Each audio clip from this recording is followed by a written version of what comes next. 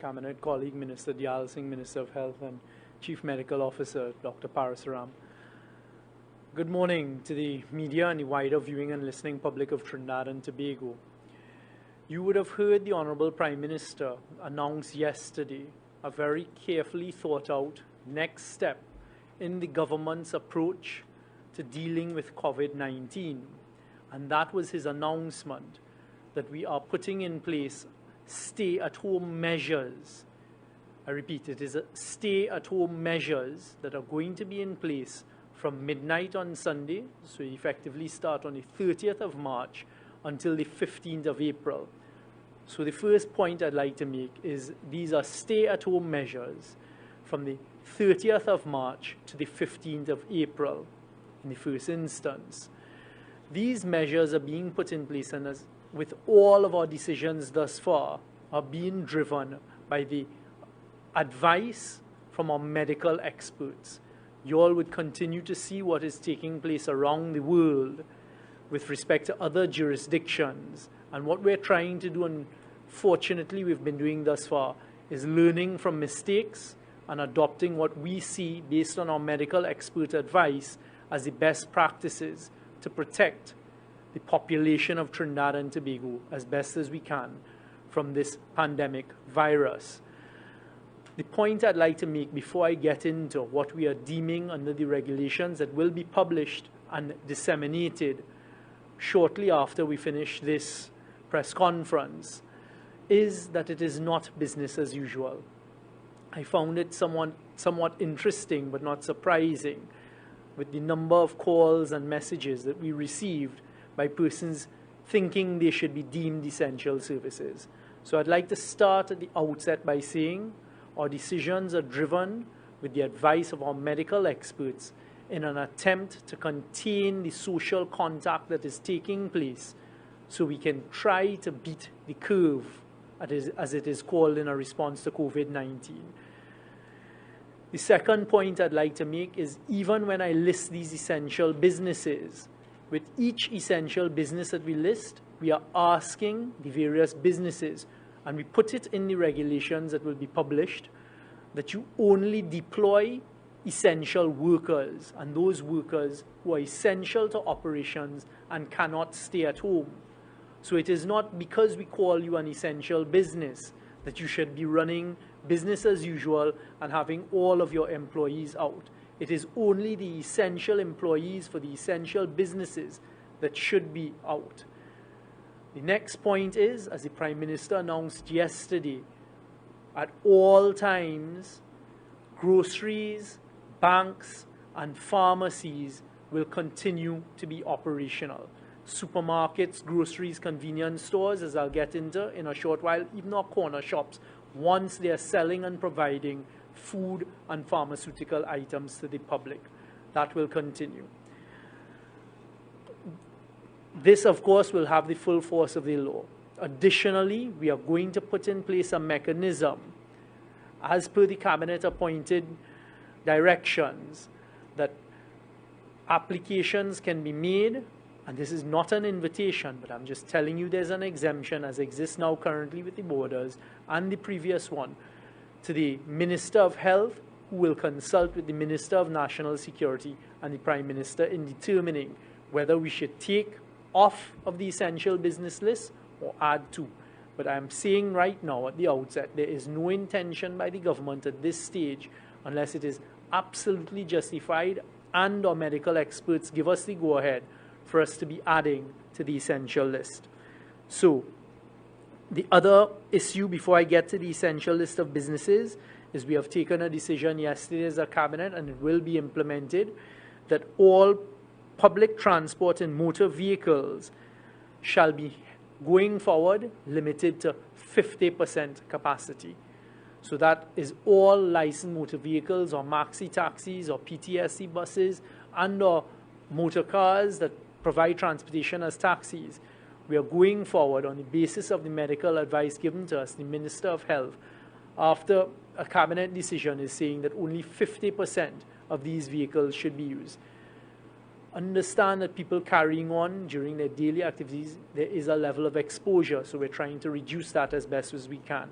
the Minister of Works and Transport made it very clear that public suasion should be used. So do not let maxi taxi drivers or taxi drivers force persons to occupy more than 50% of these vehicles. So for the period that I've identified, the 30th of March to the 15th of April, the following shall be the essential businesses. We're saying that all persons should not be at any workplace unless they are deemed to be an essential business, and all workers shall work from home unless you are in essential business, and then even then only the essential workers.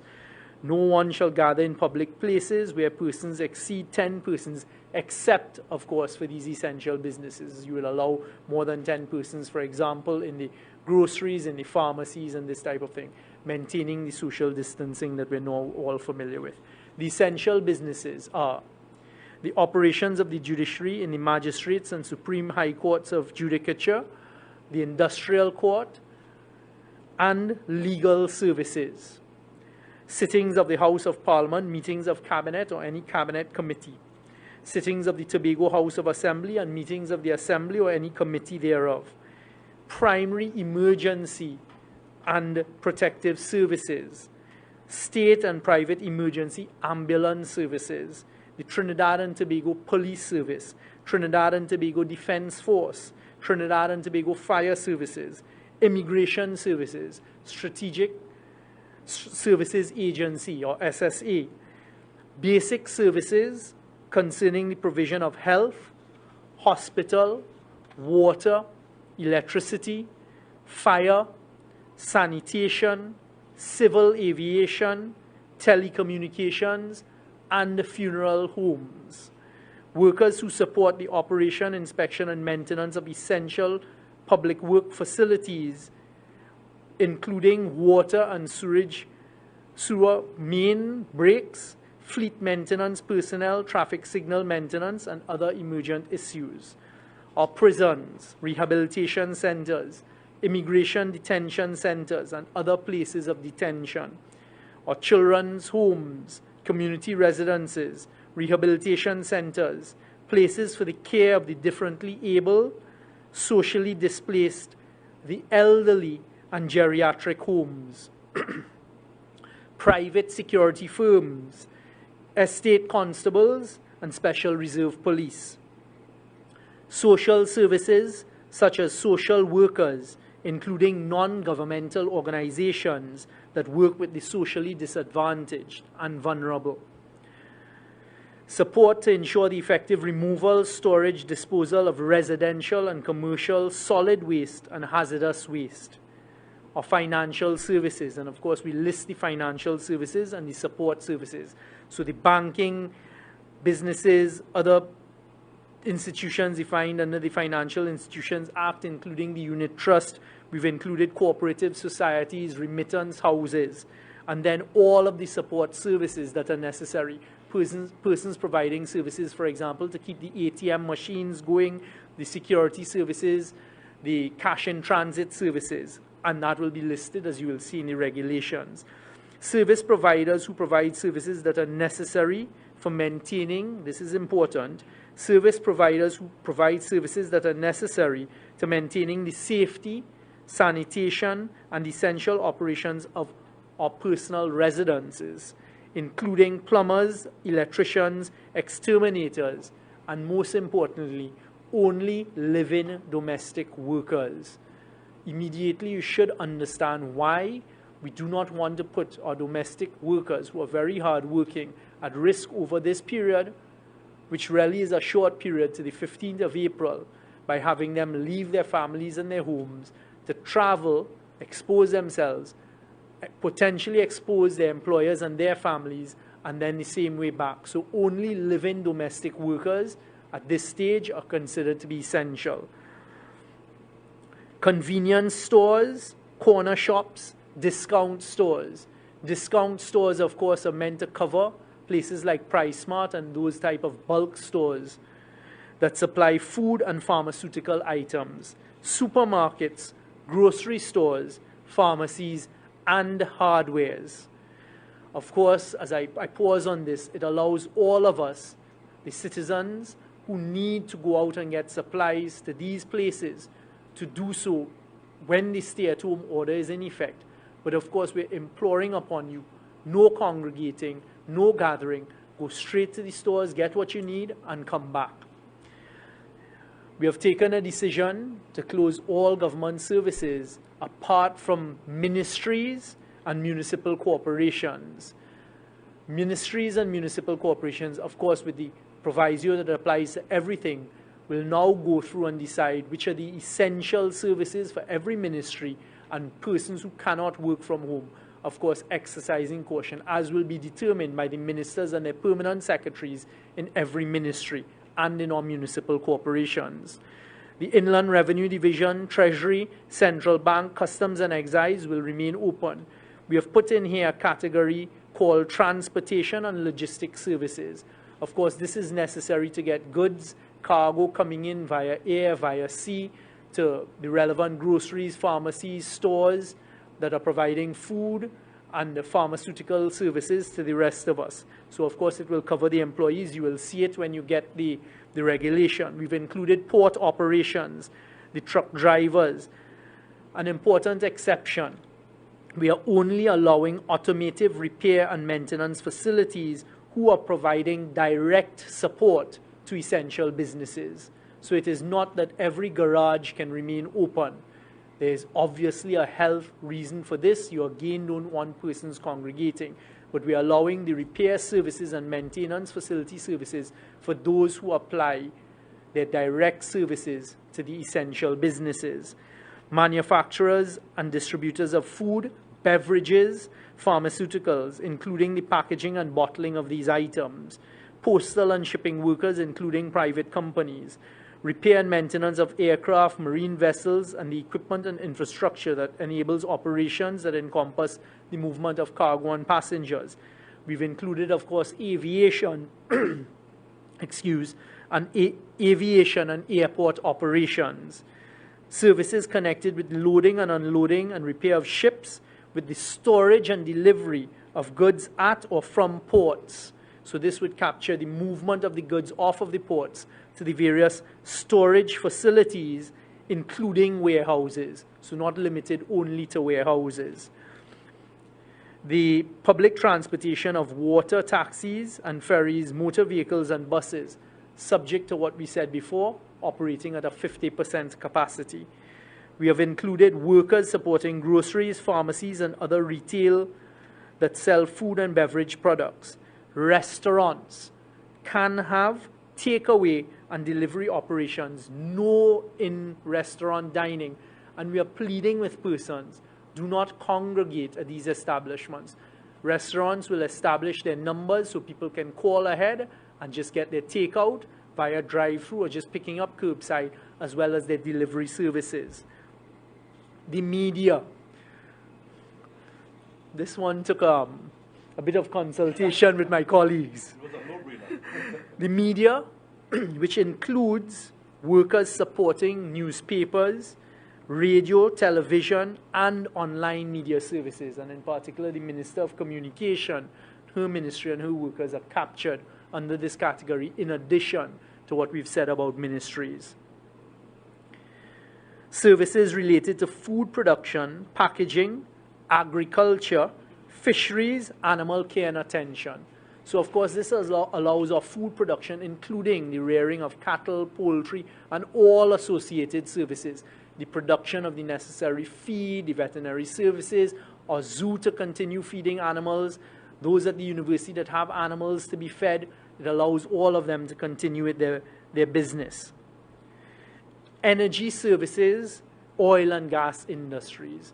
A lot of questions were asked, so again, yes, energy services or oil and gas industries are captured and are considered to be essential business with the proviso only essential workers. It does not mean business as usual and that everybody should be coming out. We're asking everybody to continue to operate safely, but understanding that health is driving these decisions, and only use the bare minimum of essential workers you need to continue your production and your operations safely.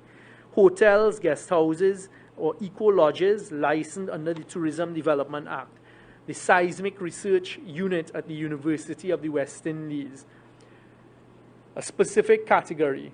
We are not including construction sites and construction workers. We are not including construction sites and construction workers. Remember, this is intended to end on the 15th of April. However, we have given a specific exemption for construction workers and services engaged in the construction of healthcare facilities to capture what Minister Dayal Singh was saying. We need those workers to continue under the Ministry of Health's directions to finish the facilities they're working on. There's another category of workers who are necessary to keep furnaces and kilns operating safely in manufacturing operations that are not captured as essential operations in Subregulation 2, who are needed to keep these furnaces and kilns operating for safety reasons. There are some industries that they cannot just flick a switch and shut down their kilns and their furnaces. We're not saying outside of the manufacturing of food and beverages that you can continue business as usual, but we're not saying that you have to shut down your kilns, because we understand. So it will only be the workers associated with the safe continuation of keeping these kilns at a standalone and not continuing to produce your products. Any trade, and then we provide that the Minister of Health, after consultation with the Minister of National Security and the Prime Minister, can amend this list. It is not an invitation, and we will be really abiding over the next couple weeks to the 15th of April with this list as has been declared. And what we say is that these essential businesses that we've identified, it's applicable to those workers and officers who are essential to the operations of these identified categories and cannot practically work from home. Persons have been asking if we will be issuing passes. At the end of the day, it is going to be the police, with the assistance and support of the Defense Force, who are going to be policing this, who are going to be ensuring that we abide by this. Everybody who is out there come midnight on Sunday, please walk with your identification. You will have to justify to any law enforcement officer, with the support of the Trinidad and Tobago Defense Force, who pulls you over and asks where you're going, you will have to fall into one of these categories that we've identified as an essential business. So employers may want to issue letters of authorization to their essential workers who will be coming and going. Us, the rest of the public, when we're going to groceries and pharmacies, or hardware in the off instance, we will have to tell the police officers and the Defense Force officers who are supporting where it is we're going, and please let us go and get back as quickly as we can without the congregating, and bearing in mind at all times the social distancing and personal hygiene that we have drilled into our heads over the past few weeks. I like to end by just saying it's really a plea. The government is doing and has done all that it can reasonably do, including a lot more than certain other developed countries around the world did in the fight against COVID. We are only going to get through this and keep that curve down if everybody abides by what the advice we're giving is. We've taken this step. This is not a state of emergency. It is not a lockdown, no matter how those outside there may want to describe it as such. These are stay-at-home orders and stay-at-home provisions given to us on the advice of the medical experts. Thank you very much. Thank you very much, Minister Young. 1 second, Minister Cox. Sorry. The regulation will be finalized and published through our Ministry of Communication, the Ministry of Health, and it will be widely circulated within the next hour. Thank you. Thank you very much, Minister Young. And Minister Young, there's a prison officer online who wanted to know. He said he didn't hear you say prisons. Yes, prisons is very much part of it. The prisons, rehabilitation centers, immigration detention center, and other places of detention. Thank you. Ladies and gentlemen, we open the floor for a few questions.